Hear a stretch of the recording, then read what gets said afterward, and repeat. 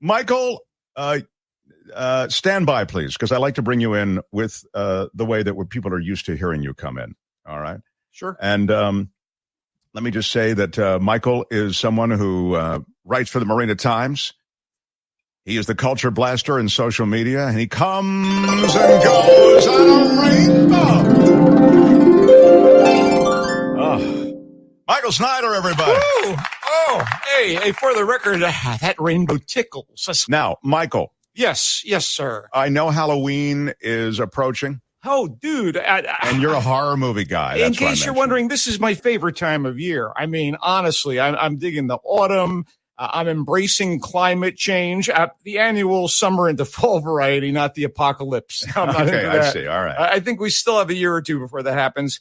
I'm checking out various Oktoberfest beers because that's my jam. Yeah, you like beers. I know. I'm being temperate, one every other day or so. Okay. And I have a limited number of brain cells to preserve, so we're keeping it at that. But yeah, it is that time. I'm considering possible Halloween costume plans. I'm thinking of dressing up as a disenfranchised voter. Now that is a scary costume. Yeah, I'm right. Right. But am I right, people? Yeah, I'm right. But yeah, we have horror films, and there's a big franchise that's rearing its head. I know that in Texas, people are carving metho-lanterns right now. Oh, Michael, please. Y'all can all go to hell, and I'm going back to Texas. Yeah. It's just a little callback. That's pretty good. Anyway, the third installment of director David Gordon Green's recent sequel trilogy to Halloween, John Carpenter's original 1978 horror classic, is entitled Halloween Ends, and it comes out today. After watching it, I sincerely hope the title is right. Anyway, 2018's Halloween Part 1, I guess, was the first of the three recent features to return to the small Illinois town plagued by Michael Myers. This is not Austin Powers, Mike Myers. This is Michael Myers, the seemingly indestructible serial killer in a mask. And it was actually pretty decent. It checked in with the town decades after the events of the first Halloween movie and brought back mad slasher Myers, a hulking menace, and get this, a beat-up William Shatner mask. You know that? Yeah, no, I never knew that. Actually, it was a KGO listener back on the old KGO show who mentioned that's William Shatner, isn't it? Yeah, well, it's a mask done for one of the Star Trek episodes. It's a full head thing. Yeah. Anyway, even more gratifying for the fans of the series, it brought back one of his earliest targets, teenager, plucky final girl survivor, and now grandmother Laurie Strode, played then and now by original Scream queen Jamie Lee Curtis. The one good thing I can say about the revived franchise unequivocally is that even after all these years, Jamie's got the goods. And occasionally, as Aerosmith Steven Tyler would sing, Jamie's got a gun. Not that a gun is going to work against Michael Myers. No, you can't stop Michael Myers. No, bullets have never been a help. Anyway, to be honest, Laurie's face-offs against her old nemesis have been the highlights of the revival. But each succeeding movie of these three has been a case of diminishing returns. We thought Laurie got him last time, but oh no. In Halloween Ends, Laurie's granddaughter has fallen for a bullied dweeb who tries to fight back against his tormentors, but the murderous specter of Myers hangs over the town like a sickness. Motivations and actions seem to come out of nowhere. I mean, here's something I never thought I'd say about a gory horror movie with gruesome stuff happening. There's a lot of vagueness here. I mean, this time, You're saying that people just get off for no reason? Well, no, it just seems like motivations are crazy. Why does the granddaughter dig the dweeb? I mean, it's just... I guess we can't argue with chemistry. Isn't that a question we all asked for so long? Anyway, why does the granddaughter dig the dweeb? The timeline is unclear. Other things eventually happening around a couple Halloweens. That's when Myers went on his killing spree. So, I get that. This one appears to be script by committee, though. I think 5 contributors to the just weird. It's a too many cooks thing, perhaps. One of the screenwriters who's been involved in this revival is Danny McBride of Eastbound and Down and The Righteous Gemstones. He's a terrific comic actor. Nothing righteous here. Is it better than 2021's Halloween Kills, which was part 2? I don't think so. Then again, is a punch in the stomach better than a punch in the nose? It's tough to say. One more thing, the Russian playwright Anton Chekhov and the concept of Chekhov's gun. Do you understand this? I don't know that. Can you tell me? If a gun shows up in the first act of a play, it will doubtless go off by the last act. I see. Yeah. Okay, sharp-eyed viewers will spot a very large and grisly equivalent to Chekhov's gun early in Halloween Ends, but that won't make it a better movie. It is in theaters and available for streaming. Didn't like it. Really didn't like it. Not particularly. It seemed like it had a lot of the building blocks of something you'd like, but you didn't like it. Yeah, and again, the first movie of this revival, which is actually the only true, according to John Carpenter, the only true direct sequel to his movie from the 70s. It was okay. I kind of enjoyed catching up to Laurie Strode, and again, Jamie Lee. What are you going to say about her? She's wonderful. Yeah. Although not her greatest work, Stars at Noon, the latest from award-winning French director and screenwriter Claire Denis, is more proof that she's as compelling a filmmaker as there is to be found in world cinema. She's prolific, both sides of the blade. Her recent reunion with longtime favorite leading lady Juliette Binoche was as satisfying as most of their other collaborations, like Let the Sun Shine In and, of course, Chocolat. And all three of these movies were more emotionally potent than Stars at Noon, which is a mix of geopolitical espionage and romantic drama. Wait, should we call them rom-droms? Like rom-coms? Yeah, I don't know. Anyway, this follows the ongoing progress of a young American journalist and scrounger of questionable virtue, played by Margaret Qualley, who was a really talented young actress and the daughter of Andy McDowell. So she's a legacy kid. Anyway, her character tries to survive the dangers of life in contemporary Nicaragua, and she falls in with a handsome and seemingly well-connected British fellow his virtue is also in question. He's played by the dashing Joe Alwyn, whose recent turn as a knight in the medieval coming-of-age comedy Catherine Named Birdie marked him as an actor on the rise. By the way, Qualley played one of Charlie Manson's girls in Tarantino's Once Upon a Time in Hollywood, and she's also quite prominent in the current ongoing miniseries Made. The romantic chemistry between Qualley and Alwyn is strange but effective. It kind of combines hot and diffident, Anyway, is that a ding word? Diffident is 100% a ding word. Please, can we, Chris? Can you get the? Anyway, while they're search for a way out of this treacherous Central American country, beset by armed troops and violent thugs and cunning spies, is a little convoluted, but the two co-stars are eminently watchable, and even with a scattershot project like Stars at Noon, Denis is a masterful filmmaker with a firm grip on the tiller. It's in theaters and available for streaming. All right. So it's art house fare, but it also is exciting, intense, and weird, and then it gets these dark alleys plot-wise. Okay. But Margaret Qualley and Joe Alwyn are very, very good. Now for something as light and refreshing as a glass of iced lemonade on a sunny afternoon. You ready? Yes. Rosalind is yet another retelling of Shakespeare's Romeo and Juliet story set in Old Verona in Italy back in the day, with the feud between Montagues and Capulets in full effect, assuring tragedy for a couple of star-crossed lovers caught in the crossfire between their respective families. Only it's a sly comedy with modern dialogue and behavior, and it's actually told from the perspective of Juliet's forward-thinking cousin, Rosalind Capulet, who was Romeo Montague's first girlfriend, waffled a little bit about the romance, and now feels betrayed by his decision to go to the younger Juliet for satisfaction. What? Oh, wow. Okay, I think I follow that. Okay, the primary members of the cast, Kyle Allen as kind of a dorky Romeo, Isabella Merced as the naive Juliet, and Sean Teal as Rosalind's maligned but patient suitor, Dario. They're lovely and lively and fun, and they're assisted by some very canny vets, including Bradley Whitford as Rosalind's long-suffering father, and Minnie Driver as Rosalind's wise and supportive nurse. But the real selling point here is the immensely appealing Caitlin Dever as the wry, thoughtful Rosalind, who was born centuries before her time. Dever scored as one of the two snarky teenage girls in the well-received movie comedy Booksmart, and was recently Emmy nominated for her role in the miniseries Dope Sick. Oh, wow. This is a talent. So I think, I saw her. I'm just trying to picture her, actually. She has this unfussy charm, and she has spot-on comic rhythms. She carries Rosalind on her slim shoulders. She is the biggest reason to check it out. Although I give a nod to director Karen Maine.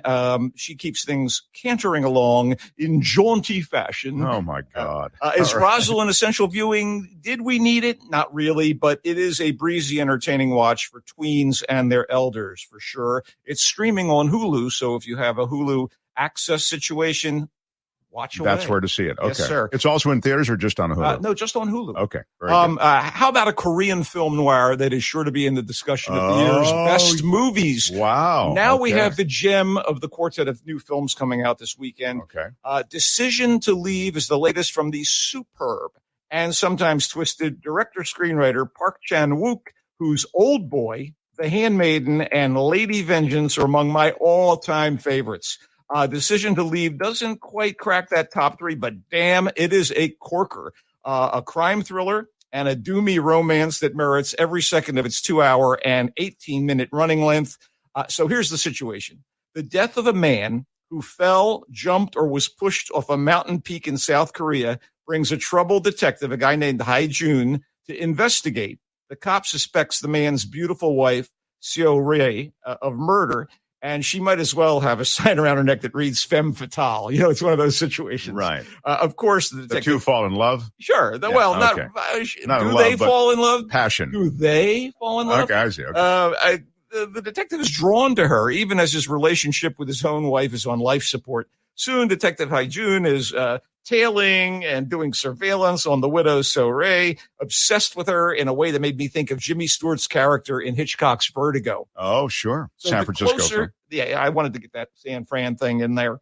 The closer he gets to his suspect, the more ominous the vibe. On the technical front, every frame of Decision to Leave is gorgeous, and the script, with its dark humor, unexpected turns, and sneaky surprises, is in keeping with Park's filmography. Finally, Park Hae-il as Hae-jun and Tang Wei as Seo-rae are fantastic, formidable. And warning, the denouement, ding word, Totally. of Decision to Leave, as the mystery unravels and all the plot threads come together, is shattering. When you make your decision to leave the theater, your legs may be a little wobbly. Wow, is that right? Oh, yeah. Oh, man. He's just a terrific. He's an amazing director and screenwriter. It's called Decision to Leave, and is it only in theaters? Only in theaters for now. It'll be Korean with subtitles. It is Korean with subtitles. It'll be fascinating. I'm sure when it comes to home viewing, it'll be just as impactful, particularly if you can put it up on the old big LED. Yeah. It was great. I loved it. Okay. Oh, All right. yeah. Well, what was the... You know what? A quick catch up. Should we do some quickies here? Yeah, please. All right. So last week when we were elsewhere, Yeah. On the old radio station. Yeah, Right. Amsterdam came out. It's filmmaker David O. Russell's mix of period drama, Oh, yeah, war with all those movie, stars in it. Everybody's spy in it. thriller, comedy, and romance. It is so overstuffed that it loses its way. But, you know, you're so caught up with all the charisma on screen. It's basically about three people played by Christian Bale, Margot Robbie, and John David Washington, who meet in harrowing circumstances during World War I. The men are recovering from their war wounds, and they come together with her in post-war Amsterdam. And basically, they are parted with the men returning to America, the woman seeming to disappear until a fiendish plot brings them back together in the good old U.S. of A. during the early 1930s. Bale, he's just a fantastic actor. He was fearsome as Gore the Godslayer in Thor, Love and Thunder, and now he seems to be doing a take on Peter Falk as a somewhat disfigured veteran who has decided to devote his life to making prosthetics for fellow wounded vets. Great take on Falk, but that's as far as I'll go. Listen to this cast, though. I mean, Anya Taylor-Joy, Zoe Saldana, Michael Shannon, Chris Rock, Timothy Olyphant, Andrea Riseborough, Matthias Schoenaerts, Alessandra Nivola, Rami Malek, and Robert De Niro. And you even get, here's a little call back to Halloween, Mike Myers, you know, the comedian Mike Myers and the comic actor. Oh, sure. And Taylor Swift in a small role. You know, Russell wants to deal with big isms here. Capitalism, fascism, racism. Again, there's a whole political subtext here, while lacing in comedic elements that are generally not that funny.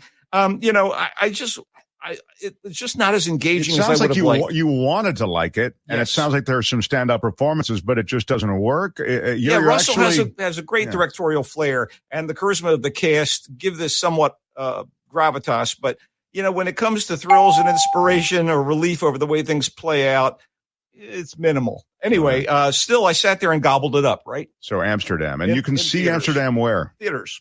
Okay.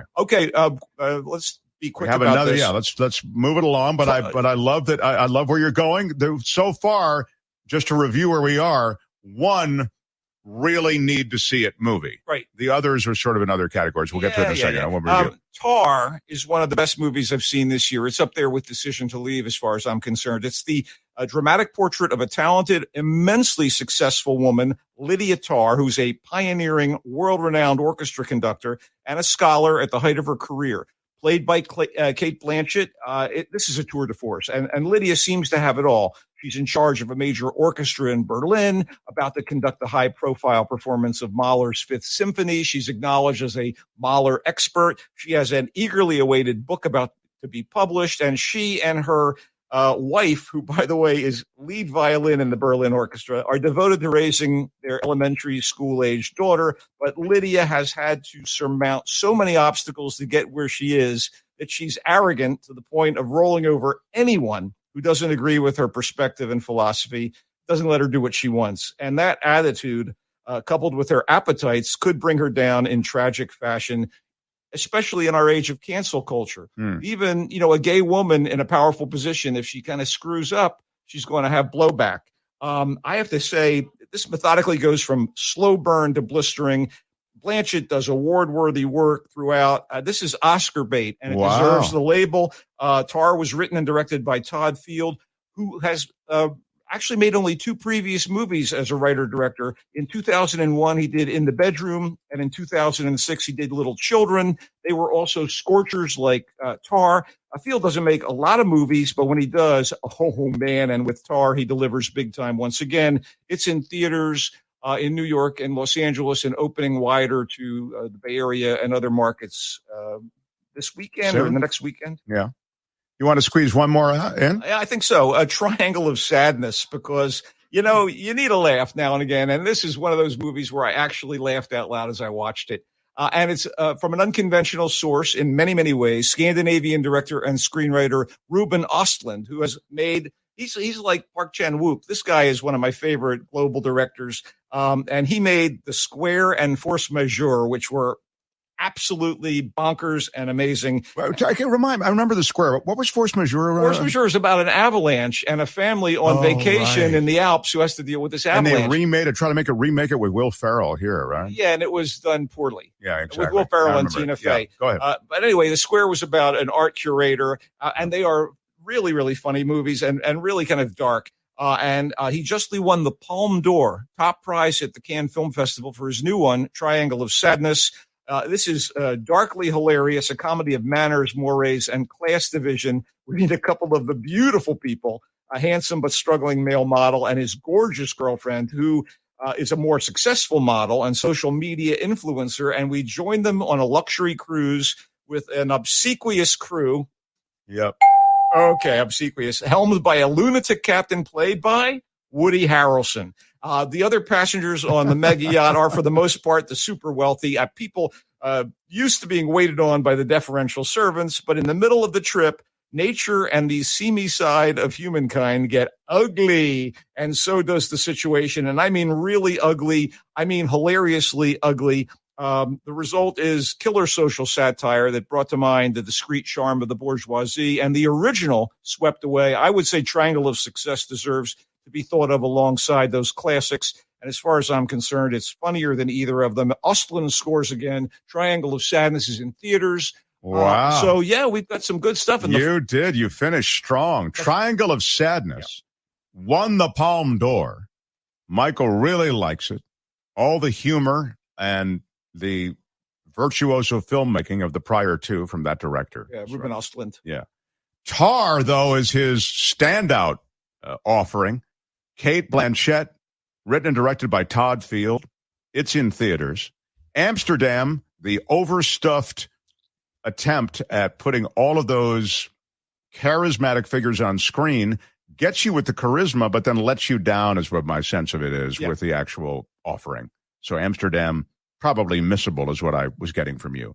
But Decision to Leave, the Korean film from Park Chan-wook. He loves it, thinks it may be in the Oscar hunt in a big way. Certainly for Foreign Film Oscar, if it doesn't get nominated, I will drink an Oktoberfest beer. Oh, wait, I'm going to do that anyway. Never mind. Rosalind, not as keen on. No, it's sweet. And not bad, but it's a diversion. We talk about diversions occasionally. And I'm sorry, just quickly, I'm sorry, I didn't mean to neglect it. Amsterdam's in theaters. Yes. The Todd Field film Tar, the Cate Blanchett movie, that's in theaters. Yes. Decision to Leave is also in theaters. Yes. Rosalind is on Hulu, I thought you said. It is indeed. Okay, I was on So Hulu. it's the most accessible for you lazy folk. Stars at Noon.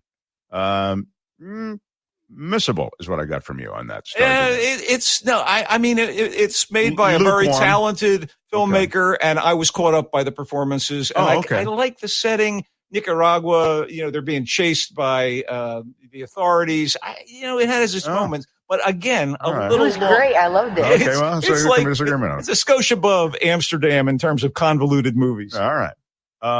And then Halloween Ends.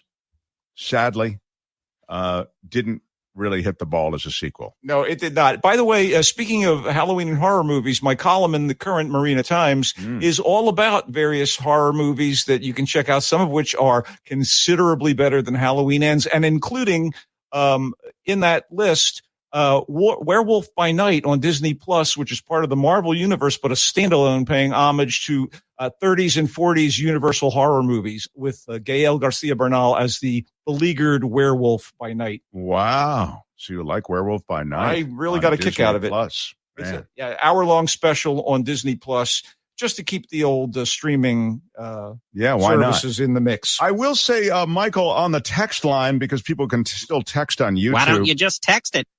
You did mention, and this is, I understand why people reacted this way, when you said, just to kind of shout out to San Fran, like because Judy says he said San Fran. You know how? Yeah, I was being glib. I'm a San Francisco resident. Thank you. Michael Snyder lives in San Francisco, lives in the city. You can find him. I always tell you on Polk Street there on the Royal Ground where he does his columns, and he's a Giants fan, Niners fan. I mean, he is San Francisco. DJ at the DNA Lounge for years south of Market.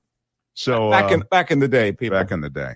So he has major cred as a San Francisco resident. You don't hear me saying Frisco. No, you don't. You don't hear me saying the city, which is incredibly pretentious. No, wait a minute. I say the city. How dare you? Oh my God! How dare you? I see your how dare you, and I give you my own how dare you. I'm kind of a big San Francisco. Oh my God! Sayonara, sucker. All right, listen, Michael, we love Kim. Any questions for Michael before we let him? Hi, Kim. Hi, best kid movie for the weekend. Best kid movie for clearly Rosalind. Is that right, Rosalind? It's on Hulu. It's charming. Caitlin Dever is a talent, and there's a reason she was Emmy nominated for Dope Sick and can play light comedy like Rosalind. Is that Justin Bieber's wife? I hope not. You're down to 5% battery. I know we are. We're out of time. We could visit with you forever, Michael Snyder. You bring all the magic of the city to our magical new premiere week. He comes and goes. Go Niners! Bye-bye, Michael. You can read him in the Marina Times, of course. He's a magnificent reviewer of so many great things.